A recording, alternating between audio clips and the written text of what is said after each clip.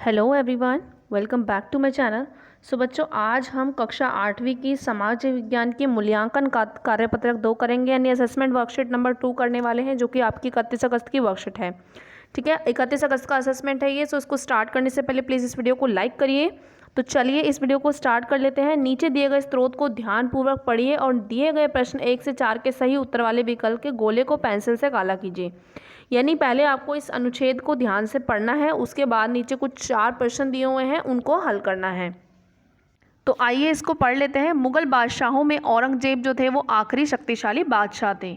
ठीक है, तो आखिरी थे ये शक्तिशाली बादशाह औरंगजेब। उन्होंने वर्तमान भारत के एक बहुत बड़े हिस्से पर नियंत्रण स्थापित कर लिया था। ये बहुत ही ज़्यादा शक्तिशाली बादशाह थे, जिसके कारण उन्हें भारत के एक बहुत ही बड़े हिस्से पर नियंत्रण स्थापित कर लिया था और 1707 में उनकी मृत्यु हुई थी।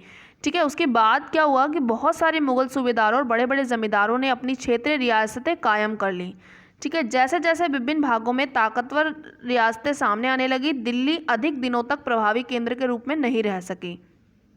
इधर 18वीं सदी के उत्तरार्ध तक राजनीतिक क्षितिज पर अंग्रेजों के रूप में एक नई ताकत उभरने लगी थी।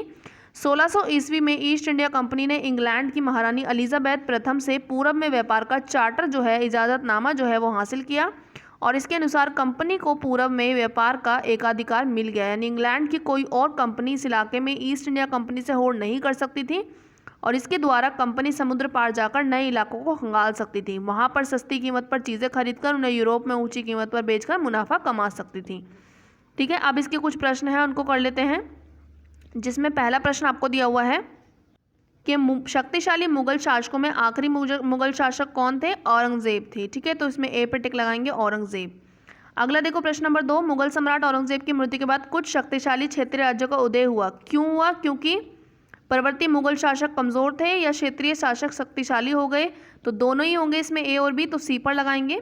प्रश्न नंबर 3 में देखो, पूरब से व्यापार का एकाधिकार चार्टर के द्वारा ब्रिटिश ईस्ट इंडिया कंपनी ने व्यापार का अधिकार प्राप्त किया था। ठीक है, तो कहां पर व्यापार का उन्होंने अधिकार प्राप्त किया था? भारत से। ठीक है, आगे बढ़ते प्रश्न number 4, British east India company को पूर्व से व्यापार का एक अधिकार किससे प्राप्त हुआ था? महारानी एलिजाबेथ फर्स्ट से। ठीक है, प्रथम से, तो फर्स्ट आएगा, द्वितीय से नहीं हुआ था। ठीक है, महारानी विक्टोरिया से भी नहीं, इनमें से कोई नहीं, तो ये वाला सही है आपका ए। अब देखो प्रश्न नंबर 5। प्रश्न नंबर 5, 6 और 7 तीनों ही आपके 2-2 मार्क्स के हैं।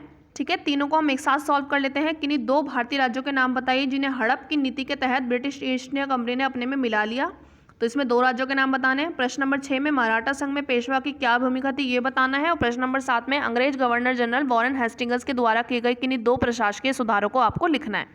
ठीक है, तो देखते हैं प्रश्न नंबर 5, जिसमें आपको 2 भारतीय राज्य बताने हैं जिनको हड़प की नीति के तहत ब्रिटिश ईस्ट इंडिया कंपनी ने अपने में मिला दिया था। तो इसमें आप लिखेंगे सतारा और झांसी। ठीक है, प्रश्न नंबर 6 में मराठा संघ में पेशवा की क्या भूमिका थी, ये आपको लिखना था। तो इसमें आप लिखेंगे पेशवा राजा के सलाहकार, परिषद, अष्टप्रधान के सबसे प्रमुख होते थे और राजा के बाद इन्हीं का स्थान आता था। ठीक है, तो ये प्रश्न नंबर 6 हो गया। आप देखो प्रश्न नंबर 7।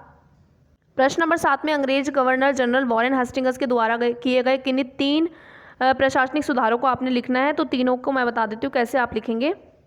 तो यहाँ पर देखो, एक लिख लेंगे आप, अंग्रेज गवर्नर जनरल वॉरेन हेस्टिंग्स के द्वारा किए गए प्रशासनिक सुधार कौन कौन से हैं? उन्होंने द्वैध शासन का अंत कर दिया और सभी जिलों में दीवानी और फौजदारी न्यायालयों की शुरुआत की। ठीक है, तो ये आपका प्रश्न नंबर 7 का उत्तर हो गया। आप देखते हैं प्रश्न नंबर 8। तो यहाँ पे आपके प्रश्न नंबर 8 और प्रश्न नंबर 9 दोनों ही आपके 4-4 नंबर के हैं।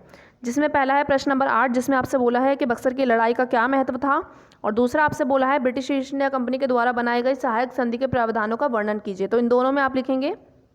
तो पहले आप लिखेंगे प्रश्न नंबर 8, बक्सर की लड़ाई 1764 का क्या महत्व था। तो इसमें आप लिखेंगे बक्सर की लड़ाई में ब्रिटिश ईस्ट इंडिया कंपनी ने बंगाल के नवाब मीर कासिम, अवध के नवाब सिराजुद्दीन औला और मुगल शासक शाह आलम द्वितीय की संयुक्त सेना को परास्त कर बंगाल की दीवानी का अधिकार प्राप्त कर लिया तथा भारतीय साम्राज्य पर जीत की शुरुआत हो गई। तो ये आपका प्रश्न नंबर 8 का उत्तर हो जाएगा। अब देखते हैं प्रश्न नंबर 9। प्रश्न नंबर 9 के उत्तर में आपने लिखना है राज्य अपनी सेना को भंग कर देगी और राज्य ब्रिटिश शासन का खर्च वहन करेंगे और बदले में अंग्रेजी सेना भारी आक्रमण तथा अन्य विद्रोह के राज्य की स्थापना करेगी। ठीक है, रक्षा करेगी, सॉरी। तो इस तरीके से 3 आपको लिखने हैं। ये आपका आंसर नंबर 9 है। ठीक है, 9वें के उत्तर में आपको ये लिख लेना है। अब बढ़ते हैं प्रश्न नंबर 10 की तरफ। प्रश्न नंबर 10 जो है यहाँ पर आपको दिया हुआ है जो कि 4 नंबर का है, और ऊपर वाले जो दो हैं क्वेश्चन वो 3 नंबर के थे। 8वां और 9वां ये 3 नंबर का है, और 10वां आपका 4 नंबर का है कि पूर्व के साथ व्यापार के एकाधिकार चार्टर से ब्रिटिश ईस्ट इंडिया कंपनी को किस प्रकार फ़ायदा हुआ, ये आपको लिखना है।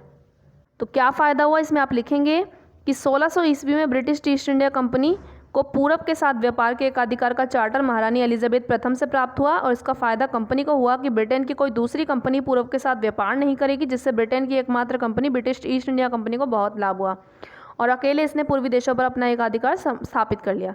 तो ये आपका प्रश्न नंबर 10 का उत्तर हो जाएगा। तो इस तरीके से ये कार्यपत्रक जो है आपको कर लेनी है। सो जाने से पहले वीडियो को लाइक और चैनल को सब्सक्राइब करना मत भूलना। मिलता है नेक्स्ट वीडियो में, तब तक के लिए बाय बाय।